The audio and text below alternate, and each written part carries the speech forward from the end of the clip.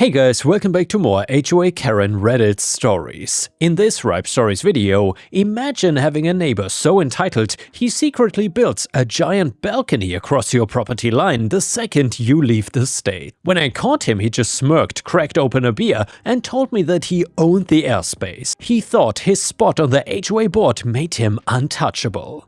The first one is titled, "Strong-arming me into a viewing? Fine, but you won't get inside the apartment." Posted on r/maliciouscompliance. So for context, I'm renting an apartment from a company whose renting agents are somehow all unprofessional, late, and kind of slow. Had a plethora of issues with them throughout 10 months, but that is a story for another time. As I've told my landlord I'll be moving out, they instructed their agents to find a new tenant for the apartment. The way it worked, the agent would email me with a proposed date and time, and I would confirm that I'll be in at that time. I've got a cat, so I insisted on being present during the viewings. The agents never had keys. I think that's because the landlord's office is at the other end of the city, and they cannot be bothered to drive an extra hour each time there's a viewing to pick the keys up and then drop them off, so they relied on me to let them in each time. Apart from a couple of unannounced show-ups, followed by passive-aggressive emails about the messy property, all was well until a week ago. The agent emails me saying they've got a viewing on the 13th.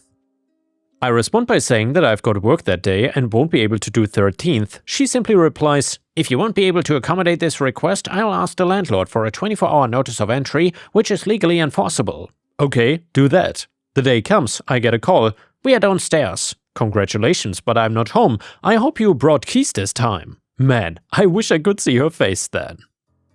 We went back and forth a bit and she tried to threaten me with legal action, to which I just replied that I don't object to them entering, they are unable to enter through their own negligence and I've nothing to do with it. Naturally got an email from the landlord asking me to be more cooperative next time, which was promptly ignored. And yeah guys, if you enjoy malicious compliance stories, please don't forget to like the video and post some star emojis in the comments if you want to help me with the damn YouTube algorithm. Thank you so much. And the next one is another malicious compliance story, which is titled, "HOA neighbor built balcony over my backyard, claims he owns my property." So I bought my house about 6 years ago in a suburb outside of Charlotte, North Carolina. It is a decent neighborhood with mostly newer construction. We have an HOA, but before you groan, this one is actually not terrible. The dues are reasonable, they maintain the common areas, the pool is clean, and the board members are mostly normal people who just want to keep the neighborhood looking good. I've had zero issues with the HOA in all the years I've lived here. That is important for later. The reason I bought this particular house was the backyard. It is not huge, but it backs up to a tree line and has this privacy that's hard to find in a subdivision normally. No houses directly behind me, just a green buffer of trees and then eventually the next street over. On one side is my neighbor, who I will call my good neighbor because he's been great since day one. On the other side is where the problem lives. The house next to mine sat empty for about a year after the previous owners moved out. And then it sold and in moved the guy I'm gonna call Ronald. Ronald and his wife showed up with a moving truck and what I can only describe as big energy. Within the first week, Ronald introduced himself to pretty much everyone on the street and made sure that we all knew 3 things. He worked in commercial real estate, he had connections with the city, and he had just been elected to the HOA board. That last one surprised me because typically you have to live in the neighborhood for a while before you get on the board, but apparently there was an open seat and nobody else wanted it, so Ronald slid right in. Fine, whatever. I did not think too much of it. For the first year or so, Ronald was just annoying but manageable. He had opinions about everything. He would walk around the neighborhood on weekend mornings doing rounds and commenting on people's yards, their paint colors, whether their trash cans were visible from the street. He would bring up these observations at HOA meetings like they were emergencies. Most of the board tolerated him because he was willing to do the work nobody else wanted to do, like organizing the neighborhood yard sale and dealing with the landscaping company. The first real problem started when Ronald decided to renovate his house. Not a small renovation either. He basically gutted the back half and started rebuilding it. He added a second-story addition over his garage and expanded the kitchen, and construction crews were there for months. Noise at 7 AM every Saturday, trucks blocking the sidewalk, dust everywhere. I dealt with it because renovations end and I'm not the kind of guy who picks fights over temporary inconvenience. Then the renovation wrapped up, or so I thought. Last spring I took time off work to visit my parents out in Arizona, and my dad had a knee replacement and my mom needed help around the house. I came back on a Sunday afternoon. I walked through the front door, dropped my bag, let the dog out into the backyard, and that's when I saw it. There was a brand new wooden balcony extending off the second story of Ronald's house. Not just any balcony, this thing was massive. It stuck out probably 8 feet from the back of his house, and a solid good chunk of it, I'm talking at least 3.5 feet, was hanging directly over my yard. I could even see it casting a shadow over my patio furniture. One of the 2 support posts was planted on my side of the fence right next to it, where I had a raised garden bed that I'd spent an entire weekend building last spring. The garden bed was smashed, dirt everywhere, my plants were just gone. I stood there staring at it for a good 30 seconds. The dog was sniffing around the post like it was a fire hydrant. I looked up at the balcony, then down at the post, and then back up. I actually said out loud to nobody, "No way." I walked over to the fence and looked at Ronald's yard. Nobody home, or at least nobody outside. The balcony had nice wood railing, what looked like a composite decking, string lights already hung up. This was not some rushed weekend project, this had been professionally built while I was gone. Somebody had hired a crew, poured concrete footing inside my property, set a post and built a structure that literally hung over my backyard. And nobody thought to mention it. That evening, I was sitting on my patio, trying to process what had happened here when Ronald came outside onto the balcony. He was holding a beer, and he looked down at me with this big grin. "Hey man, welcome back. What do you think?" I looked at him. What do I think about what? "The deck just got finished Thursday. Turned out great, right?" I pointed at the support post. "Ronald, that post is in my yard." He leaned over the railing. "Oh yeah, the contractor said it was the only way to get the right load bearing for the span. Don't worry about it, it's just a post." "It's a post in my yard, on my property." He waved his hand. "Come on man, it's like 3 feet, you won't even notice it after a while." "Well, I'm noticing it right now and you crushed my garden bed." He made a face like I told him that I was upset about a dandelion. "I will have someone come fix that, no big deal." "Ronald, you built a part of your house over my property." And then he said the thing that turned this from an annoyance into a straight-up war. He straightened up, took a sip of his beer and said, "Look, I checked the setbacks before we started. The airspace above a certain height is fair game. My contractor confirmed it. If you have a problem with that, take it up with the HOA. I'm on the board, by the way. Or go hire a lawyer and fight mine. But I think you will find that you're making a mountain out of a molehill here, buddy." He said buddy the way people say it when they actually mean something very different. Then he went back inside and slid the door shut. I sat there for a minute, then I pulled out my phone and started taking pictures, every angle, the post, the footing, the overhang, the crushed garden bed, the shadow the balcony cast over my patio. I took about 40 photos before the sun went down, and the next morning I pulled my property survey out of the filing cabinet. I had kept a copy from when I bought the house, and I'd actually had a fresh survey done 2 years ago when I was thinking about extending my fence. The property line thing was crystal clear. I walked outside with a tape measure and confirmed what I already knew. The support post was about 26 inches inside my property line. The edge of the balcony extended roughly 42 inches past the boundary. This was not a gray area or something, this was not even a close call. This was Ronald's structure, sitting in my yard like it belonged there. I also looked up the HOA rules that night, and our CC&Rs have a whole section on structural modifications. Any exterior construction, additions, fences, decks, anything visible from outside the home required HOA architectural review and approval before work can start. You have to submit plans, get board approval, and then you can build. I searched through the HOA's records online and there was no approved architectural review for Ronald's balcony, none. He either skipped the process entirely or assumed that being on the board meant he didn't have to follow the rules. Now, here's where his dare came back to bite him. He told me to take it up with the HOA, so that is exactly what I did. Monday morning, I emailed the HOA management company and requested a formal complaint process for an unauthorized structure. I attached my photos, my survey, and a copy of the CC&R section on architectural review. I kept it factual and short, no emotion, no drama, just this structure was built without approval and it encroaches on my property. I also called the county building department. The woman who answered was helpful. She pulled up Ronald's address and confirmed what I already suspected. There was no building permit on file for a second-story balcony or any deck addition. She said she would send an inspector out to check on it.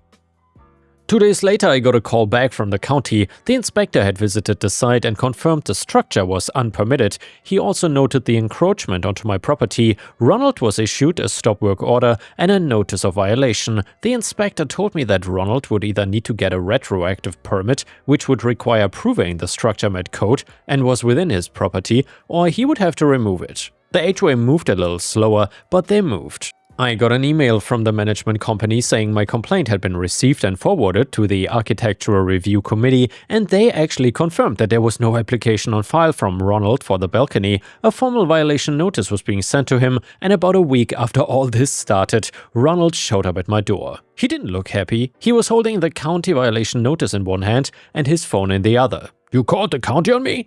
"I also filed with the HOA, like you told me to do." His face got red. "I'm on the board. You think this is gonna go anywhere?"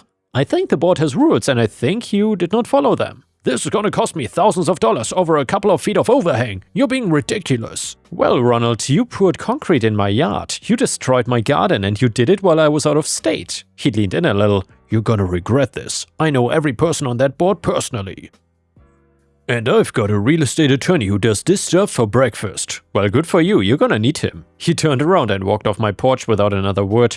Now, I want to be honest here, when he said that stuff about knowing the board and having a lawyer, I did feel a little nervous for about 5 minutes, and then I remembered something. Rules are rules, either the structure is permitted or it isn't, either it is on my property or it isn't. A surveyor's tape measure doesn't care who you know. Over the next few weeks, things escalated. Ronald started campaigning among the neighbors, telling anyone who would listen that I was being a difficult neighbor, that I was wasting HOA resources, and that the whole thing was just a misunderstanding, that I was blowing out of proportion. A couple people bought it, but most didn't.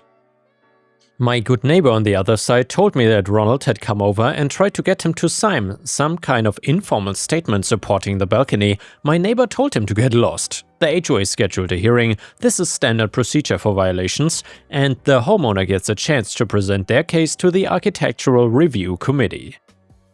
Ronald, being on the board, technically should have recused himself from anything involving his own property, but he didn't recuse himself. In fact, at the first hearing, he tried to act as both the accused homeowner and a voting board member. The HOA's property manager, to her credit, shut that down immediately. She told Ronald that he had a conflict of interest here and couldn't vote or deliberate on his own violation. He argued against that, and she read him the section of the bylaws that covered conflicts of interest, and he argued some more. She told him that he could either sit on one side of the table as a homeowner or leave, but he was not sitting on the board for this hearing. He chose to sit as a homeowner and spent the rest of the meeting looking like he was gonna chew through the table. I presented my survey, my photos, the timeline. I showed the committee that no architectural review had been filed. I showed that the structure encroached on my lot, and the committee asked Ronald if he had submitted plans before building. He said that he didn't think it was necessary because of the nature of the project, and they asked him if he was aware that the structure crossed the property line, and he said his contractor had assured him it didn't. They asked him for documentation from his contractor showing the measurements, but he didn't have any. The committee voted unanimously that the balcony was an unapproved structure and that it encroached on a neighboring property. They issued a formal demand that Ronald bring the structure into compliance within 60 days, which meant either getting it approved with proof it didn't violate any property boundaries, or removing it altogether. Since it was physically sitting inside my property, option 1 was basically impossible. Ronald was furious. He started sending emails to the other board members calling the decision a witch hunt. He accused the property manager of being biased, and he accused me of conspiring with the committee. He demanded a full board vote to override the committee's decision, and the board met the following month. I was not there, but I heard about it from my good neighbor who attended as a homeowner, and apparently Ronald stood up and gave this long speech about how the HOA was supposed to protect homeowners and not attack them, and he said the balcony added value to the neighborhood, and he said that I was the problem, not him. He demanded the board overrule the committee. The board president, who from everything I've heard is a reasonable guy who just wants to run a clean neighborhood, told Ronald that the committee followed the process correctly, that the violation was clear, and that the board was not gonna override it. He also told Ronald that several homeowners had complained about Ronald using his board position to try to influence the outcome of his own violation, and that the board was gonna discuss whether Ronald should continue serving. Ronald apparently lost it. He started yelling about how he had built this neighborhood up, how nobody appreciated what he did, and how he was gonna sue the HOA if they forced him to tear down his balcony. The board president asked him to sit down, but he didn't. 2 other board members told him he was out of line, but he kept going. The board voted to remove Ronald from his position. Because the bylaws allow removal of a board member for conduct detrimental to the association, and apparently trying to use your board seat to dodge consequences for building an illegal structure over your neighbor's yard qualifies for exactly that. Ronald stormed out of the meeting. That should have been the end of it, but Ronald was not yet done. He hired a lawyer, just like he had promised. About 2 weeks after being removed from the board, I got a letter from an attorney's office. The letter basically said that Ronald disputed the property line, disputed the HOA's authority to order removal, and was asserting that the balcony was within his legal rights to build, and the letter also said that if I continued to harass Ronald or interfere with his property, they would pursue legal action against me. I read the letter twice, laughed once, and then called my own attorney. My guy is a property lawyer I'd used when I bought the house, and he called me back the next day. "This is not a complicated case," he said. "The survey is clear, the county already cited him, and the HOA already ruled against him. If he wants to fight this in court, he's gonna lose, and he's gonna pay for it." Well, Ronald filed a lawsuit. He actually did it. He sued me for tortious interference with property rights, and he sued the HOA for overreach and selective enforcement. And by the way, guys, is that the first story in the history of my channel where an HOA gets sued and we are actually on the side of the HOA? I guess there's a first for everything. Either way, his argument was that the airspace above my property at the height of his balcony was not legally part of my property and that the HOA had unfairly targeted him because of personal bias. My attorney filed a counterclaim for trespass, property damage for the garden bed, and the tree trimming Ronald had done to make room for the structure, and requested a court order for removal of the encroaching structure. The HOA's attorney filed a motion to dismiss Ronald's claim against them, citing the clear CC&R violation and the documented process they followed. The whole thing took about 4 months to work through the court system. During that time, the balcony stayed up because Ronald argued he shouldn't have to remove it while the case was pending. The county disagreed and fined him for every week the unpermitted structure remained, but Ronald paid the fines because I think he genuinely believed he was gonna win. But he didn't win. The judge reviewed the survey, the county records, the HOA documentation and the photos, and Ronald's attorney tried to argue the airspace theory once again, that a structure at second-story height doesn't constitute a property encroachment. And the judge asked about the support post that was physically in the ground on my property, and Ronald's attorney said it was incidental contact with my lot. The judge actually paused and asked him to repeat that.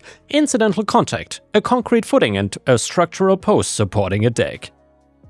Incidental. My attorney presented a survey, the county inspector's findings, photos of the destroyed garden bed, and the timeline showing that construction happened while I was out of state with no notice or consent. He also presented the HOA's violation history, showing that Ronald had never submitted an architectural review, which was required of all homeowners regardless of board membership, and the judge ruled in my favor on every account. The balcony constituted a trespass on my property. The construction caused actual property damage, and the HOA had followed proper procedure. Ronald's claims against me and the HOA were dismissed, and the judge ordered removal of any structure encroaching on my property within 30 days and awarded me damages for the garden bed, the damaged fence section, and my legal fees. Ronald's attorney tried to negotiate. He asked if Ronald could redesign the balcony to avoid the encroachment.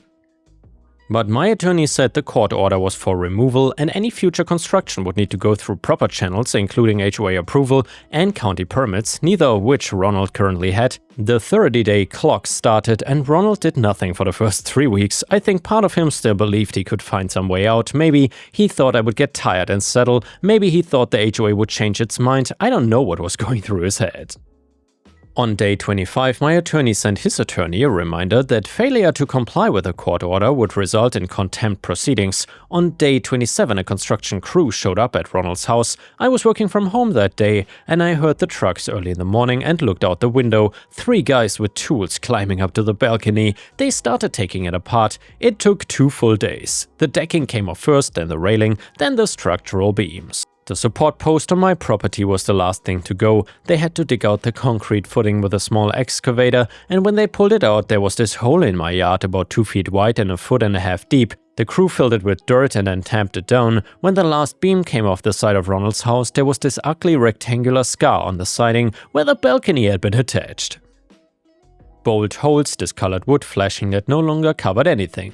It looked terrible. Ronald was gonna need to reside that whole section of his house. I was sitting on my patio when the foreman came over. He asked if I wanted them to do anything about the hole in my yard, maybe resort the area. I told him that was between his client and me. He shrugged and went back to cleaning up. The total cost of the demolition, as I later learned through the court filings, was somewhere around $14,000. That was just a removal. The legal fees were about $8,000 plus the HOA's legal fees, which I heard were similar. Add in the county fines, the cost of building the balcony in the first place, and the repairs he now needed to do on his own house where the balcony had been attached before. He was looking at close to $50,000 or $60,000 total for a balcony he got to enjoy for about 6 months. The aftermath was quieter than I expected. Ronald and his wife don't talk to me anymore, which honestly is fine. They put their house on the market about 2 months after the balcony came down. It sold quickly because it's a nice house in a good neighborhood, but I heard the sale price was a bit below what they were hoping for because the property now had a disclosed legal dispute in its history. And the next one is a malicious compliance story, which is titled Working Hours. So I once had a job where I did network support for a corporation in a city that supported a manufacturing plant in another state. That plant started operations at 7 every morning, and the software and data connections had to be up and running when the plant started, or they couldn't do their business. So then I made it my job to make sure I was there at 7 every morning. Because of this, I would leave around 4 p.m. in the afternoon. One day somebody had some network problem at 4:30, and I was not there to answer questions. I'm not talking about problems at the plant, I'm talking about one person in the office had trouble with their terminal. The next day I was given a lecture that I had to stay until 5 every day. I tried to point out the reason for the early arrival and departure, but the manager of course couldn't understand this logic. She wanted me there until 5 because her friend had issues getting her terminal to work at 4:30 one day. So maybe you can guess what happened next. I started working 8 to 5. It was not 2 weeks before there was a problem at the plant communications at 7 a.m. I got the call around 7 and all I could do was say, I'll be there as soon as I can, but I just got out of bed, so it's gonna be about an hour. And well, let me tell you, not a single person ever said anything about me leaving at 4 again. And yeah guys, thanks for listening. I will see you again tomorrow.